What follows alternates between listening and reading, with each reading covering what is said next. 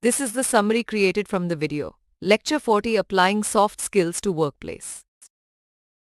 The video starts by exploring the fundamentals of communication, including the environment, models, and barriers that shape our interactions. It then delves into essential interpersonal skills like active listening, effective speaking, and navigating conversations with sensitivity, assertiveness, and varied styles. The presentation skills covered are holistic, encompassing visuals, body language, and vocal techniques. The group dynamics section examines social behaviors, conflict management, and the art of persuasion, providing insights into the complexities of working in teams.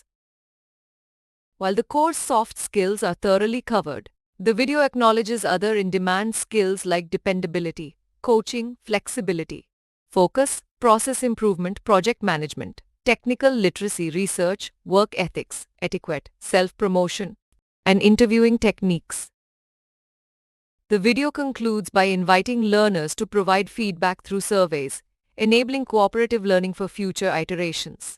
It also expresses gratitude to the team members, Suchitra Raju, Rashmaranjan Janmoni, and H.M. Shravani, who contributed to the creation of this comprehensive resource.